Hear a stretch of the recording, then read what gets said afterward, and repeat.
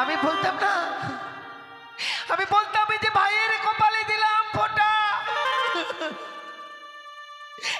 জমের দুয়ারে পড়লো কাটা,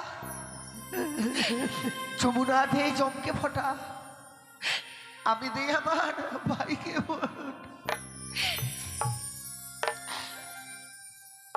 ভাইয়ের কপালে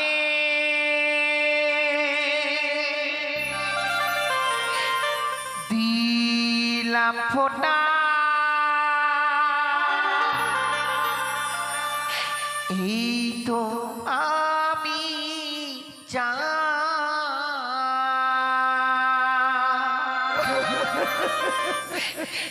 নাই বা পেলাম ভালোবাসা, দুঃখ আমার না।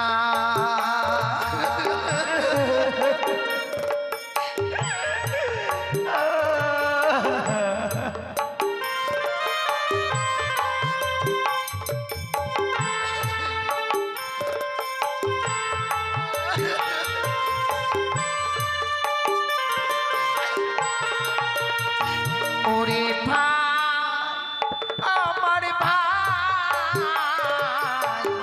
ভাই আমার ভাই,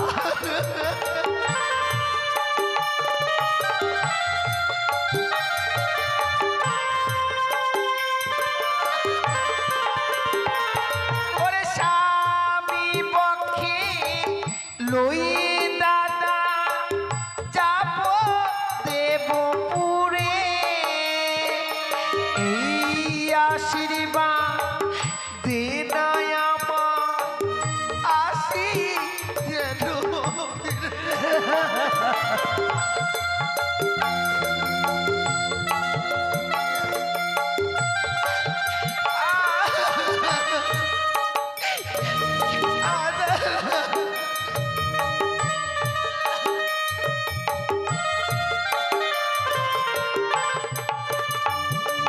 ভাইয়ের কপালে দিলাম ফোঁটা, এই তো আমি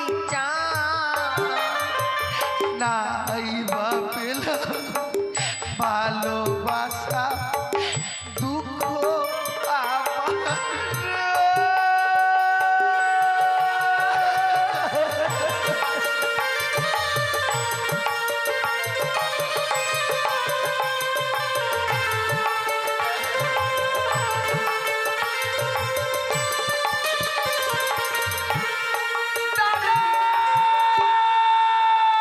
আজ আমরা কি শুনলাম দাদা, আমাদের বোন বেহুলা নাকি সেই রাজপ্রাসাদে নেই, রাজপ্রাসাদ পরিত্যাগ করে যেন বলার সাগরে ভেসে যাচ্ছে। জানি না হয়তো বাকি বাঁচতে বাঁচতে কত দূরে গেছে। চলো দাদা চলো, আমরা যে করে হোক না কেন বোন বেহুলাকে ফিরে নিয়ে আসবো। চলো দাদা চলো। বেহুলা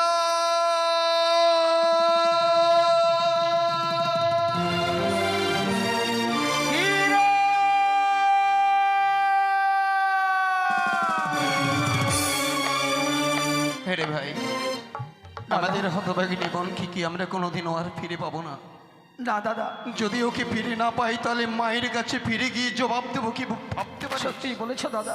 বোনকে যদি মায়ের কোলে তুলে দিতে না পারি তাহলে যে মাকে বাঁচানো কঠিন দায় হয়ে যাবে। সত্যি, কিন্তু এমনি ভাবে নয় দাদা, আমরা আজ দুটি ভাই সুরে সুরে মিলিয়ে বেহুলা বেহুলা বলে ডাকবো। যদি হয়তো ভাগি আমাদের ডাক দূর থেকে শুনতে পাই, নিশ্চয়ই সাড়া দেবে দাদা। ডাক না ডাক, নীরবে নিভৃতে, এখানে আর দাঁড়িয়ে থেকে কোনো লাভ নেই। বেহুলা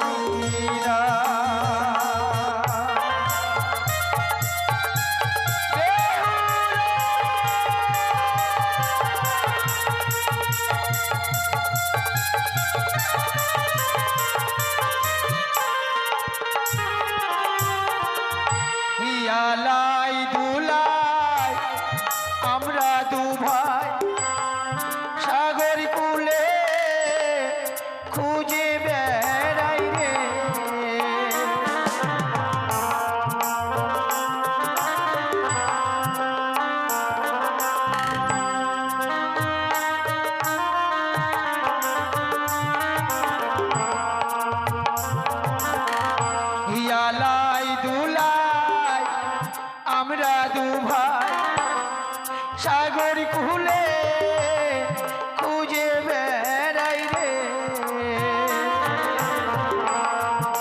আই বেহুলা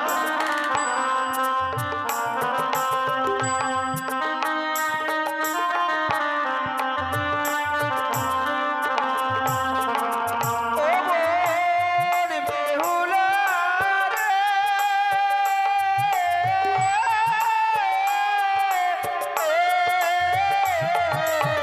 কোথায় গেলে পাবো বেহুলা আমাদের জানা ওরে কোথায় গেলে পাবো তোরে আমি না জানি না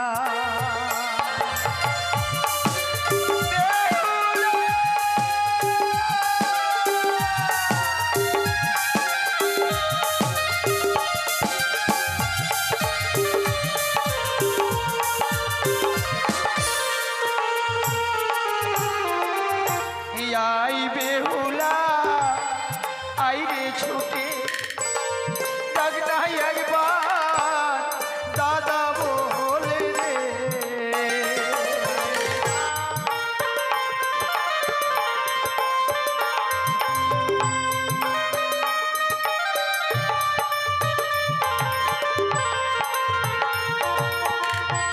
আই বেহুলা আই রে ছুটে ডাক নাই একবার দাদা বলে রে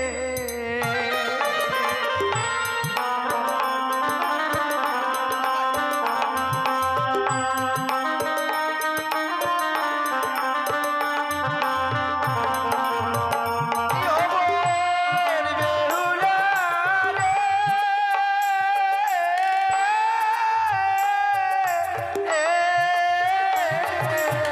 কোথায় গেলে পাবো তোরে আমি না জানি না ওরে কোথায় গেলে পাবো তোরে আমি না জানি না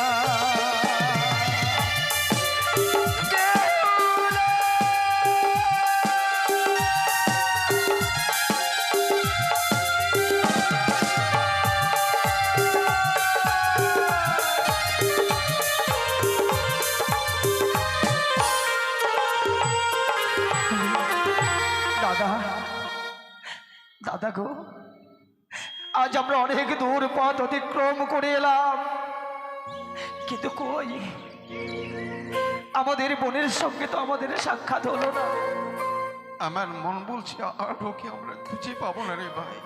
জানো দাদা আমি ভেবেছিলাম চপ্পলায় বিয়ে দিলে আমাদের বোন বড় রাজরানী হয়ে থাকবে কিন্তু আমাদের আশা আকাশ কুসুম চাওয়া পাওয়া যেন আজ বিলীন হয়ে গেল হতভাগী কোনোদিন দুঃখ অনুভব করতে পারেনি কিন্তু আজ আজ আজ্ঞাকারী ৮ম বছরের নাবালিকা হয়ে মৃত্যুপতিকে নিয়ে কিভাবে সাগর সংগ্রামে ভেসে যাচ্ছে দাদা তাই ডাকো না আরো একটি বার উচ্চস্বরে ডাকো যদি হতভাগী অদূর থেকে শুনতে পাই আমাদের ডাকে সাড়া দেবে দাদা বেহুলা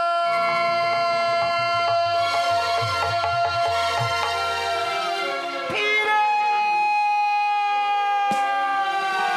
দাদা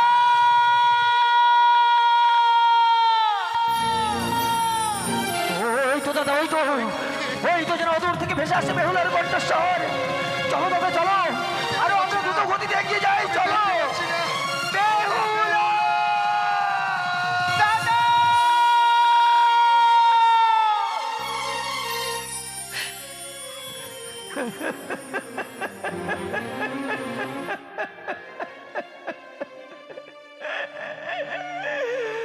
ও ভগবান এই দৃশ্য দেখার পূর্বে কেন আমাদের মৃত্যু দিলে না আরে বোনে বেহুলা দাদা আমরা দুই ভাই আনন্দ করে তোকে নিয়ে যাওয়ার জন্য এসেছিলাম তোর শ্বশুর বাড়ি অবশেষে তোর এই দৃশ্য আমাদের দেখতে হলো রে। আমরা কি এই দৃশ্য দেখবার জন্য এসেছিলাম? দাদা, মা যখন বিয়ের সময় ওই অগ্নিপোষ্ঠের শাড়ি সুন্দর করে আমায় পরিয়ে দেয়, কিন্তু ওই অগ্নিপোষ্ঠের শাড়ি যে আমার জীবনের কাল হয়ে দাঁড়াবে আমি বুঝতে পারি। বেহুলা বোন, ধরে রাখতে পারলাম না ওই শাড়ি কি, তাই অগ্নিপোষ্ঠের শাড়ি পরিত্যাগ করে দিই। সত্যি রে, আমি যে বেশ ধারণ করেছি আমায় ভালো লাগছে না দাদা।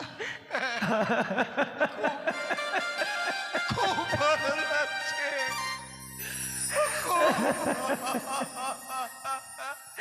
জানিস বেহুলা, দাদা, আজও তোর বিয়ের ছায়া মণ্ডপের দৃশ্য যেন আমার নয়নের সামনে ভেসে উঠছে রে। যখন তুই ওই লাল টুকটুকে অগ্নিপাষ্টের শাড়িটা পরিধান করে যখন ছায়া মণ্ডপে বসেছিলিস, অদূর থেকে দেখে যেন মনে হচ্ছিল লক্ষ্মী প্রতিমা বসে আছে। কিন্তু আজ আজ তোকে দেখে মনে হচ্ছে কোথা থেকে এক পাগলি নিয়ে এসে দাঁড়িয়েছে। বোন বেহুলা, দাদা, জীবনে যা ঘটবার ঘটে গেছে, দুর্ঘটনা কোনো অঘটন তো আর বলে কই আসে না। যা হবার হয়ে গেছে। এবার তোর এই মৃত স্বামীটাকে গঙ্গার জলে বিসর্জন দিয়ে আমাদের সঙ্গে আমাদের প্রাসাদে ফিরে চলবো। না দাদা, কেন? আমি আর ফিরে যেতে পারবো না। এই বেহুলা, দেখেছিস ভাই কি বলছে? আমি কি বলছি জানিস? কি দাদা? ওরে তোর শ্বশুর ঠাকুর তো নির্দয় পাষাণ, আজ পাষাণে বলে তোকে ওই অবলার সাগরে ভাসিয়ে দিয়েছে। কিন্তু আমরা তো তোর দাদারে, দে না তোর মৃত্যু স্বামীকে আমাদের হস্তে তুলে দে। আমরা নিয়ে যাবো আমাদের উদানের মহাশ্মশানে, না, নিয়ে গিয়ে তার সৎকার করে তোকে আমরা গৃহ মাঝে ফিরে নিয়ে যাবো। দাদা, এ কখনো হতে পারে না। আমার স্বামীকে আমি তোদের হস্তে তুলে দেবো না। তাহলে কি করবি ওই মরা মানুষটাকে নিয়ে? স্বামীকে নিয়ে সাগরে জলে ভাসতে ভাসতে যাবো আমি দেবতা নগরে। একটি বার দেবতা নগরে গেলে আমি আমার স্বামীর প্রাণ যে ফিরে পাবো। বেহুলা, তুই কি পাগল হয়ে গেছিস? ওর মাথা খারাপ হয়ে গেছে রে ভাই, ওর মাথা খারাপ হয়ে গেছে। সত্যি দাদা, সত্যি তার স্বামীকে হারিয়ে যেন তার মতিভ্রম হয়েছে। দাদা, বেহুলা, তুই কি কোনোদিন শুনেছিস যে মানুষ একবার প্রাণে মারা যায় সে পুনরায় কোনোদিন জীবিত হয়েছে? সতী সাবিত্রী তার স্বামীর প্রাণ কি করে ফিরিয়ে এনেছিল দাদা? সতী সাবিত্রী, আরে তার কথা আমার অজানা নয়। সতী সাবিত্রীর কথা আমার অজানা নয়। আপন সতীত্ব গুণে পাইতে সম্মান জমঠাই পেয়েছিল তার সত্যবান। দাদা, তবে কি তুই সেই সতী? না রে, তাদের পক্ষে যেটা সম্ভব হয়েছে তোর মতো সাধারণ মানবের পক্ষে সেটা সম্ভব নয়। চল বোন, চল। না না না, আমি আর ঘুরে ফিরে যাব না। ও ফিরে চলো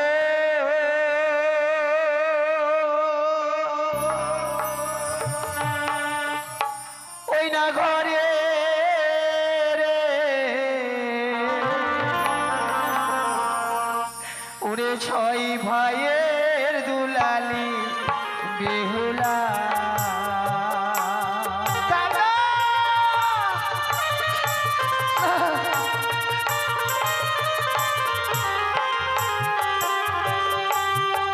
আরে ফিরে চলে বনি রে,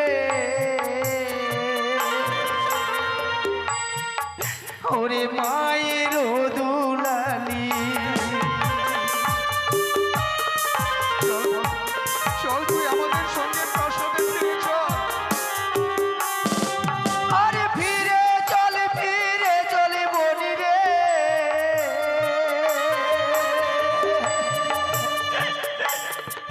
ওরে মায়ের দুলালি।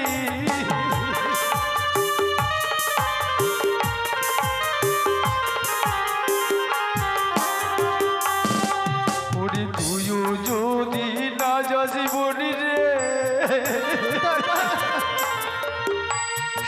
বুঝি মাঝে কেঁদে মরে।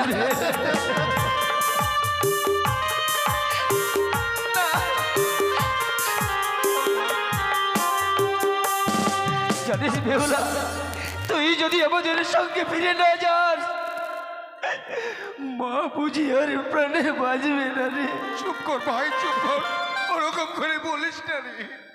জানিস বেহুলা, দাদা। আমার মনে বড় আশা রে, তুই যদি আমাদের সঙ্গে ফিরে যাস, আমরা কি করবো জানিস? আর সিঁদুর মুছিয়া তোরে দাদা, আমরা চন্দনে সাজাবো।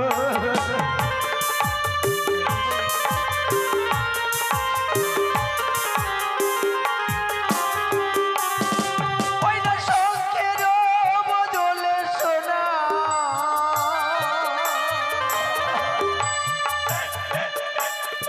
হাতে সোনার বালা দেব। চল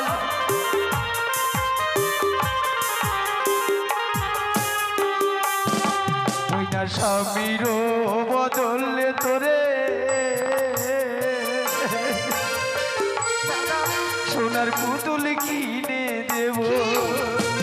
কি বলছো? সোনার পুতুল?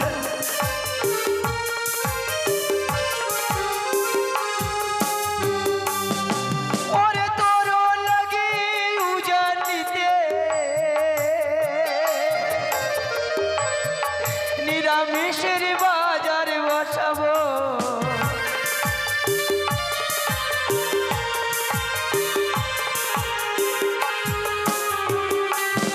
জানিস বেহুলা, তোর সুখের জন্য যদি আমাদের শেষ রক্তের বিন্দু পর্যন্ত দিতে হয়, আমরা তাও দিতে রাজি রে।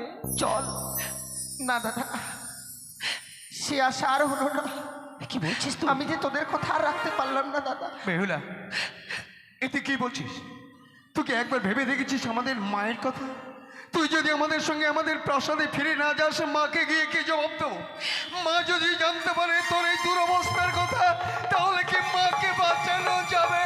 তুই বল। তোদেরকে যে বুঝিয়ে রাখতে হবে, মায়ের যেন কোনো ক্ষতি না হয় দাদা। কারণ এই পৃথিবীর বুকে মায়ের চেয়ে আপন আর কেউ নেই। আমি দেবতানগরে যাবো, দেবতানগর থেকে ফিরে এসে আবার যেন আমি মা মা বলে ডাকতে পারি। বাহ, আজ যত যেন তোর মুখশ্রিত বাণী আমি শ্রবণ করছি, আমি যেন অবাক হয়ে যাচ্ছি বেহুলা। আজ থেকে তোকে ছোট থেকে করে পিঠে করে মানুষ করেছিলাম, প্রাণের চেয়েও বেশি ভালোবাসতাম। আর সেই দাদাদের সঙ্গে যাবার কথা তুই একটিবারও ভাবলি না দাদা। কিন্তু আমরা তোকে বাধা দেব না রে। কিন্তু জানিস, তোর বদনখানা দেখে মনে হচ্ছে তুই কতদিন ধরে কিছু খাসনি। দাদা, তুই ছোট থেকে মিষ্টান্ন খেতে বড় ভালোবাসতিস, তাই চেয়ে দেখ, তোর জন্য মা সারাদিন এসে জেগে জেগে এই মিষ্টান্নর ভাড়খানা সাজিয়ে দিয়েছে। আয় আয় বোন, একটিবার সাগরের কিনারে আয়, আমরা দুটি ভাই সারিবদ্ধভাবে বসে তোর বদনে মিষ্টান্ন তুলে দেব। আয় আয় না রে। না দাদা, আমি জানি আমি বিদায় নিয়ে চলে এসেছি বলে মা আমার জন্য সুন্দর করে মেলুনি তৈরি করে রেখেছি, কিন্তু ওই মায়ের দেওয়া মেলুনিকে আমি আর খেতে পারলাম না। ব্যাস বেহুলা, ব্যাস ব্যাস, তুই চুপ কর।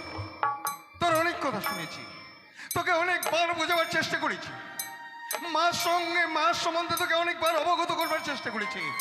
তোর এই কাছে মৃত স্বামীটাই অনেক অনেক মূল্যবান হয়ে গেল, কিন্তু আমাদের মায়ের কথা একেবারও ভেবে দেখলি না। ব্যাস, মায়ের দেওয়া মেলেনিকে আজকের এই শুভক্ষণে অবজ্ঞা করেছিস।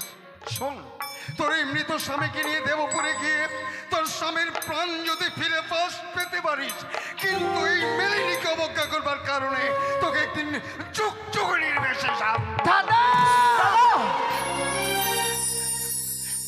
এ কি করলে দাদা? তুমি এ কি করলে? শেষ পর্যন্ত নাবালিকা বোনটিকে তুমি অভিশাপ করলে দাদা।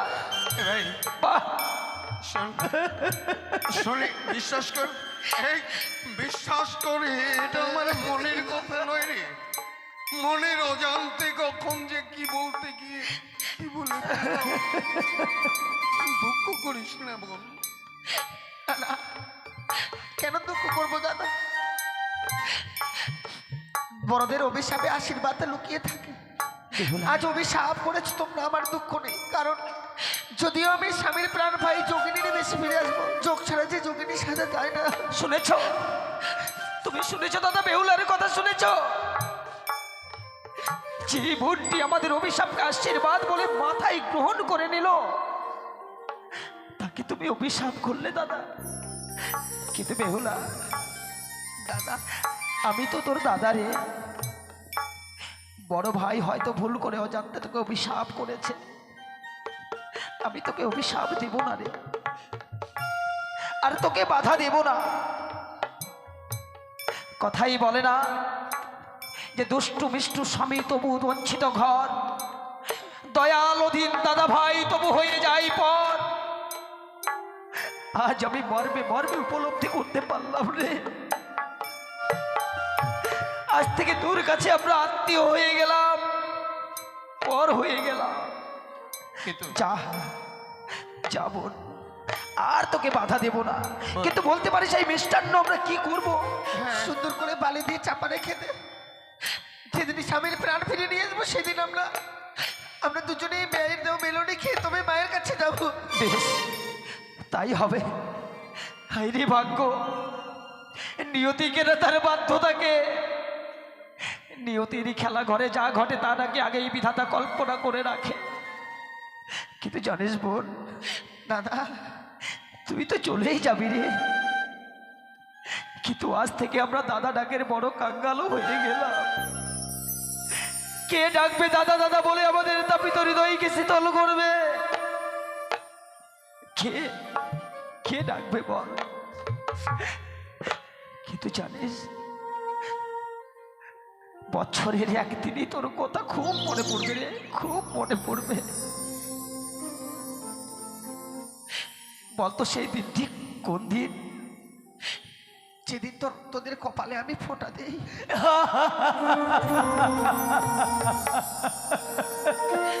দুঃখ করিস নে দাদা, আয় না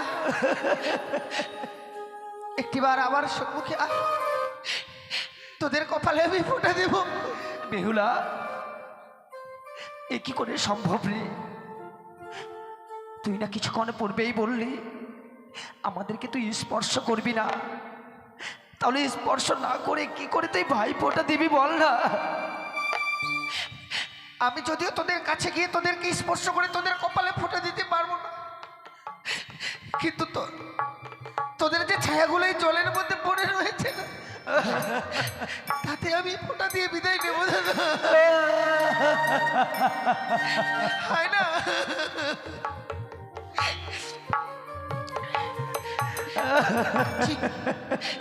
ঠিক যখন এভাবেই থাকতিস আমি বলতাম না, আমি বলতাম এই যে ভাইয়ের কপালে দিলাম ফোঁটা, জমের দুয়ারে পড়লো কাটা, যমুনা দে জমকে ফোঁটা, আমি দে আমার ভাইকে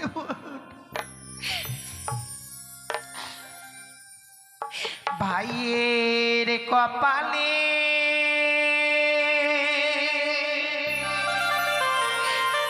দিলাম ফোঁটা,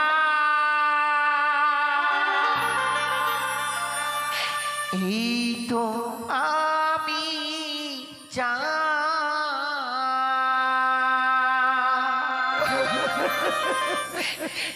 নাই বা পেলাম ভালোবাসা, দুঃখ আমার না।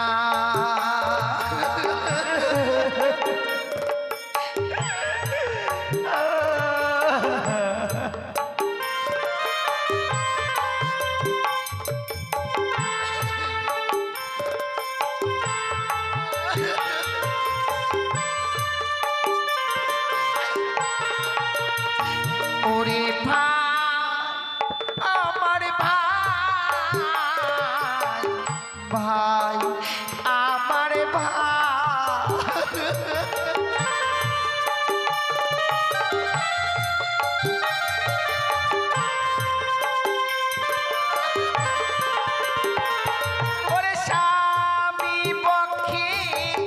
লই দাদা যাব দেবপুরে, এই আশীর্বাদ দে না আমার, আসি যেন।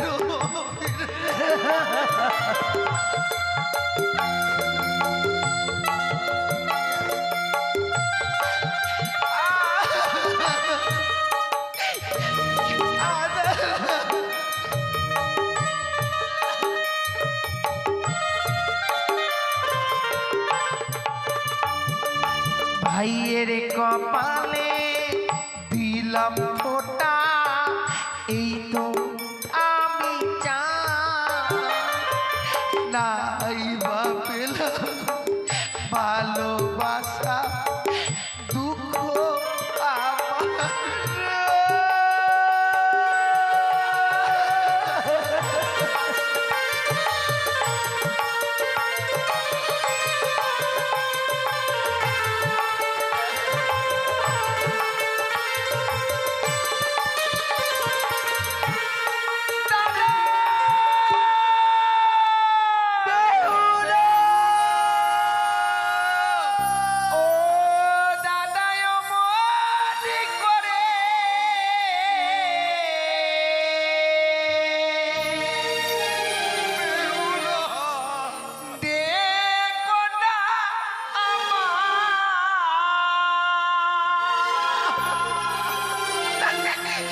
তোমাদের চোখের জলে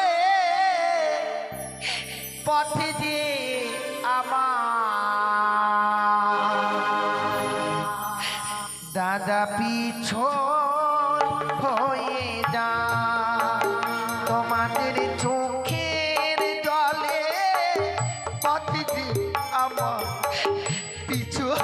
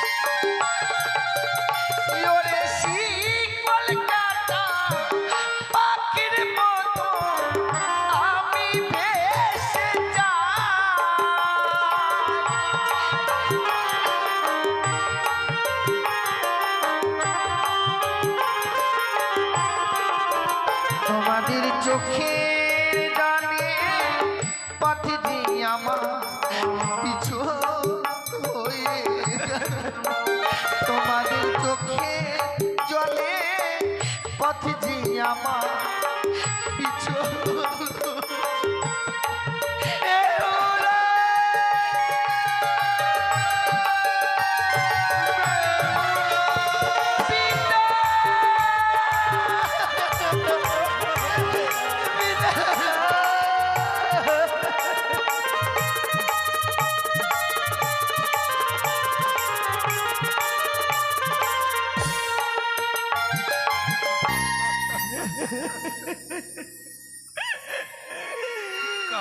দেখতে দেখতে যেন বেহুলা অদৃশ্য হয়ে গেল দাদা, ওই যেন অনেক দূরে চলে গেল। কাঁদিস না রে ভাই, এভাবে যে দেখে চোখের জল ফেলি, চল প্রাসাদে ঘুরে চল, মাকে গিয়ে এই দুঃসংবাদটা একবার পৌঁছে দি। বেশ, তাই আমরা অদূর থেকে দুজনে কাই মনোবাক্যে প্রার্থনা করে বলবো, জীবনে যদি কোনো পুণ্য করে থাকি,